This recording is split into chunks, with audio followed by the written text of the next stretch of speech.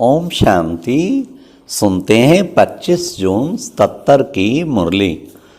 आज की मुरली का टाइटल है पवित्रता की संपूर्ण स्टेज। आज की मुरली में बाबा ने बाप दादा बच्चों की कौन सी 2 बातें देख रहे हैं, फिर बाबा ने हॉलीस्ट बनने के लिए मुख्य बात कौन सी है, साथ साथ बाबा ने ऑनेस्ट आत्मा कौन से मुख्य 8 क्षण हैं।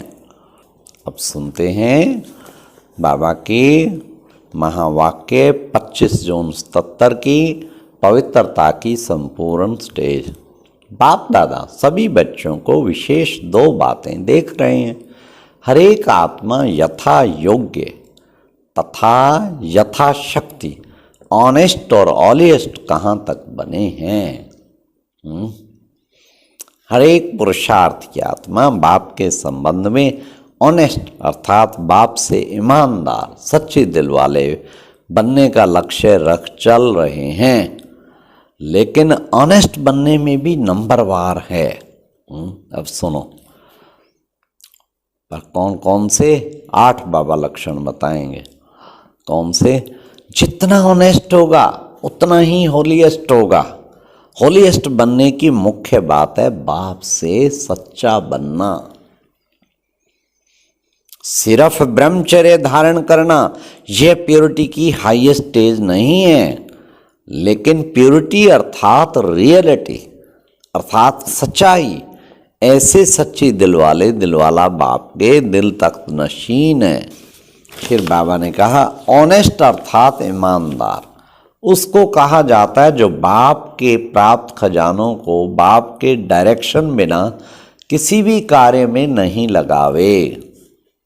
अगर मनमत और परमत प्रमाण समय को, वाणी को, कर्म को, श्वास को व संकल्प को परमत व संग दोष में व्यर्थ तरफ गवाते, सब चिंतन की बजाय परचिंतन करते, स्वमान की बजाय किसी भी प्रकार के अभिमान में आ जाते हैं, उसको ऑनेस्ट व ईमानदार नहीं कहेंगे। यह सब खजाने बाप दादा ने विश्व कल्याण के सेवा अर्थ दिए हैं। तो जिस कार्य के अर्थ दिए उस कार्य की बजाय अगर अन्य कार्य में लगाया तो ये क्या किया? ये भी तो बाबा ने कहा अगर अन्य कार्य में लगाते तो अमानत में खयानत करना हुआ ना। इसलिए सबसे बड़े से बड़ी प्योरिटी की स्टेज है क्या? ऑनेस्ट बनना। हर एक अपने आप से पूछे हम कहाँ तक ऑनेस्ट बने हैं। फिर तीसरा लक्षण बाबा ने बताया। ऑनेस्ट का तीसरा लक्षण है सदा सर्व प्रति शुभ भावना व सदा श्रेष्ठ कामना होगी। चौथा लक्षण ऑनेस्ट अर्थात सदा संकल्प और बोल व कर्म द्वारा सदा निमित्त और निर्माण होंगे। ऑनेस्ट अर्थात हर कदम में समर्थ स्थिति का अनुभव हो, सदा हर संकल्प में बाप का साथ और सहयोग के हाथ का अनुभव हो। ये है ऑनेस्ट की निशानियाँ। छठी निशानी और सुनिए। ऑनेस्ट अर्थात हर कदम में चढ़ती कला का अनुभव हो। चढ़ती कला हो रही है बस। ऑनेस्ट फिर 7वां ऑनेस्ट अर्थात जैसे बाप जो है जैसा है बाप बच्चों के आगे प्रत्यक्ष है, वैसे बच्चे जो है जैसे वैसे ही बाप के आगे स्वयं को प्रत्यक्ष करो। ऐसे नहीं कि बाप तो सब कुछ जानता है, लेकिन बाप के आगे स्वयं को प्रत्यक्ष करना सबसे बड़े से बड़ा सहज चढ़ती कला का साधन है। स्वयं की स्पष्टता से श्रेष्ठ बनाना है। लेकिन करते क्या हो? कुछ बनाते हो, कुछ छिपाते भी हो और बताते भी हो तो कोई सैल्वेशन के प्राप्ति के स्वार्थ के आधार पर। चतुराई से अपना केस सज धज कर मनमत और परमत के प्लान अच्छी तरह से बनाकर बाप के आगे व निमित्त बनी हुई आत्माओं के आगे पेश करते हैं।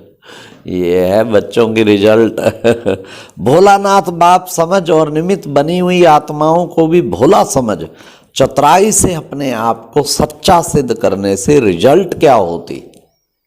रिजल्ट सुनिए। अब बाप दादा व निमित्त बनी हुई आत्माएं जानते भी हैं खुश करने के अर्थ अल्पकाल के लिए हाँ जी का पाठ पक्का कर लेंगे, क्योंकि जानते हो कि हर आत्मा की सहन शक्ति, सामना करने की शक्ति कहाँ तक है।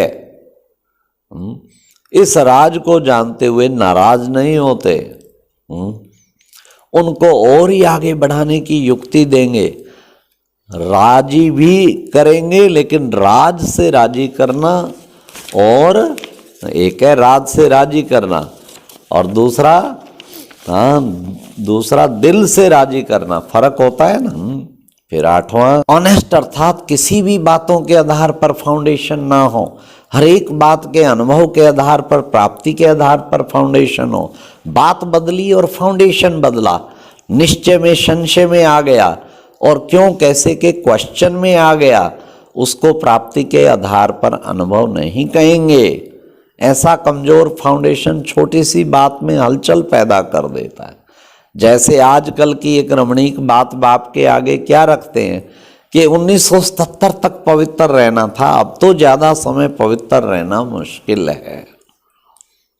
इसलिए बाप के ऊपर बात रखते हुए खुद को निर्दोष बनाकर खुदा को दोषी बना देते हैं। लेकिन पवित्रता ब्राह्मणों का निजी संस्कार है। बाबा ने कहा हद के संस्कार नहीं, ये तो पवित्रता ब्राह्मणों का निजी संस्कार है। हद की पवित्रता अर्थात एक जन्म की पवित्रता, हद का सन्यास है। बेहद के सन्यासियों को जन्म जन्मांतर के लिए अपवित्रता का सन्यास है। बाप दादा ने पवित्रता के लिए कब समय की सीमा दी थी क्या? हाँ, बाबा तो 2500 वर्ष तक की सीमा दी हुई है, आगे भी पवित्र रहना है। ये द्वापर में जाके फिर बाबा कहते हैं वाम मार्ग शुरू होता है। स्लोगन में भी यह लिखते हो ना कि बाप से सदा काल के लिए पवित्रता, सुख शांति का वर्षा लो। समय के आधार पर पवित्र रहना, इसको कौन सी पवित्रता के स्टेज कहेंगे? तो ऑनेस्ट बच्चों के ये लक्षण नहीं है। ऑनेस्ट अर्थात सदा होलीएस्ट। पार्टियों से बाबा ने कुछ वरदान दिए हैं बाबा ने, तो वो सुनते हैं। स्वयं को सदा विजयी अनुभव करते हो। मास्टर सर्वशक्तिवान अर्थात सदा विजयी, श्रेष्ठ पाठधारी आत्माओं का यादगार भी विजय माला के रूप में। सिर्फ माला नहीं कहते, लेकिन विजय माला। इससे क्या सिद्ध होता कि श्रेष्ठ आत्मा ही विजयी बन पाती है। ऐसे विजयी हो या कभी माला में पिरो जाते और कभी निकल जाते। किसी भी बात में हार होने का कारण क्या होता है वह जानते हो?